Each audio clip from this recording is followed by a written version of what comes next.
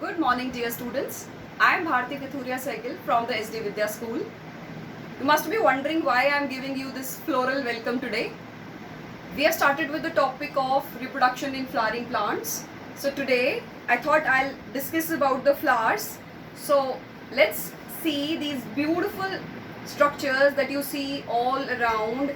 These are the flowers. These flowers are actually the reproductive structures of the plants. So when we look at these flowers, we look at them for their beauty. But plant produces this so that it can give rise to new plants. So look at this one. Here, this flower actually here, inner to it, here. This is the part where actually the reproductive structures are located. While the colored ones that you can see here are actually the sepals that we talked about. So here, instead of sepals being green, are actually sepals colored. Then, so this is one kind of flower that you can see. And then look at this one. This is Tulsi, Ocimum sanctum that we call. Here, the little ones that you can see are all different flowers. So this is a complete inflorescence, which is a group of flowers. So the little ones that you can see are individual flowers actually. This is not one flower. This is a group of flowers called as an inflorescence. Now look at this one.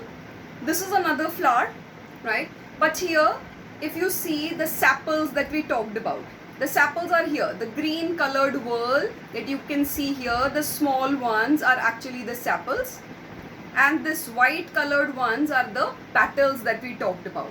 And inner to them, if we look at here, then we can find the reproductive structures in between the sepals and the petals. Right here in between. Okay, so that's how we can see. This is the reproductive structure that we can see in this flower. Now, this is the evergreen flower that you see. Now, if I show you this one, just look at this. Petals are not exactly at the base. The sepals are here. Not exactly at the base of petal, but here. Then, if I remove these petals one by one, then what you will be able to see, this swollen part. This swollen part contains the female and the male reproductive structures right here. Right here inside is actually the reproductive structures where they are located. Now let's see the last one here.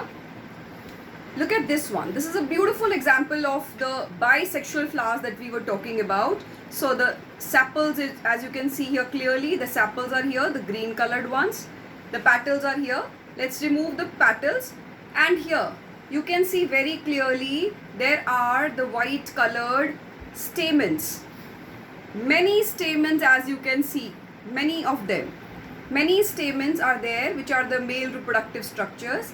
And then if I remove this entire whorl of petals, if I remove, what will you find here? You will find the reproductive structure, the female reproductive structure that we call as the pistil or the corolla. See here. Right in the middle, if you can see a small tube-like thing. Yes, this one, exactly. So this one is the female reproductive structure with the stigma, the style and the ovary at the bottom. So that's about the, here, see, ovary here. That's the ovary at the bottom. So that's about the structure of the flower. Now let's discuss the pictorial representation of the flower. Now flower, as we discussed, consists of the green colored leaf-like structure called as the sepals, the colored whorl called as the petals, and it can contain either the male reproductive structures called as stamen, or it may contain only the female reproductive structure called pistil. Such flowers which have either male or female reproductive structures are called as unisexual. The examples in the NCERT book given are papaya and watermelon. So do remember these names very, very clearly. The other one, which is bisexual. Bisexual means which has both male and female reproductive structures in the same flower. So the examples given in your textbook are hibiscus and mustard. Remember these examples very clearly. For unisexual it is papaya, watermelon.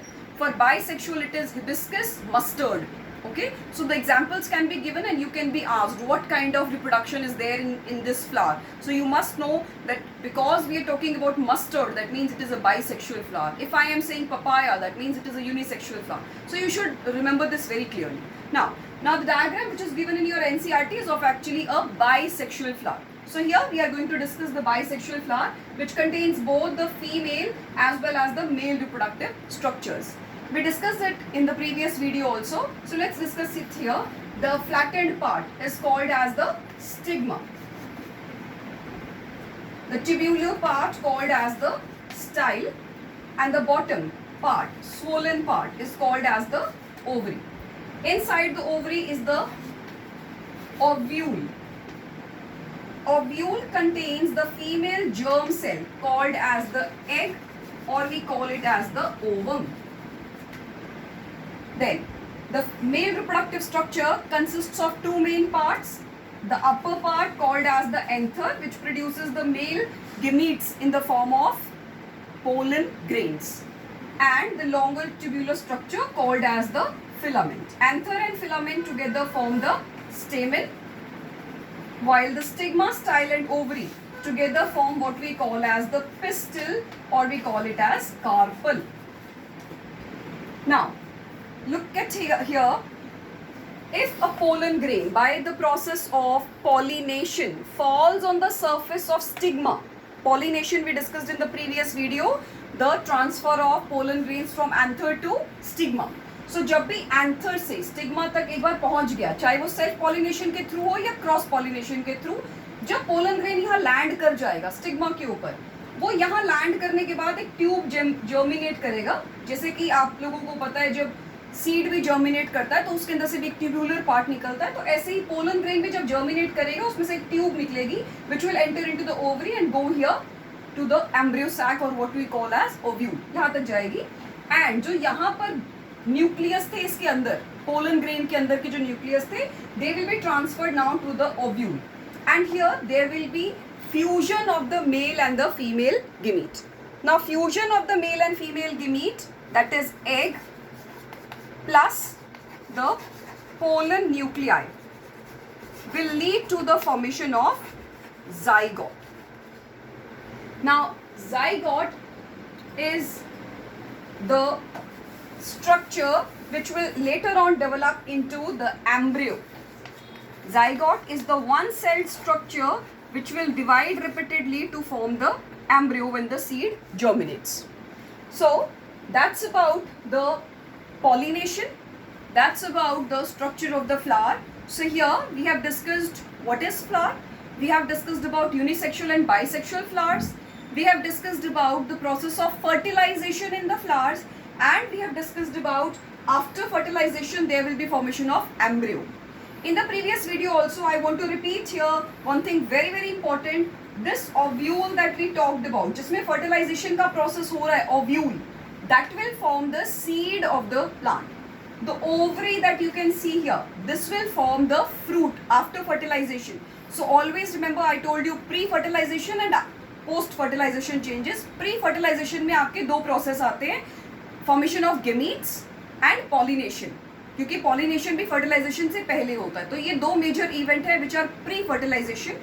ये complete process जो भी हमने पढ़ा pollen grain के land करने के बाद, pollination के बाद का जो भी प्रोसेस है, पोलन ट्यूब का जर्मिनेशन, पोलन ग्रेन के अंदर एंट्री, एग के साथ पोलन न्यूक्लियाई का फ्यूजन, जाइगोट का फॉर्मेशन, एम्ब्रियो का फॉर्मेशन, ये पूरा प्रोसेस है फर्टिलाइजेशन का. इसके बाद यहाँ जो ये ओव्यूल है, this will form the seed. Ovary जो है वो बनाएगी फ्रूट, और बाकी के जितने भी ये फ्लोरल पार्ट्स आपको दिख रहे हैं, सेपल, पैटल, ये सब झड़ जाएंगे. So this will be called as the post fertilization changes. ये होंगे fertilization के बाद. So ये complete process होने के बाद actually formation हो रहा है seed का. So this entire process, ये पूरा process plant किसके लिए कर रहा है? To form the seeds so that new plants can be grown from those seeds. That's all. Thank you.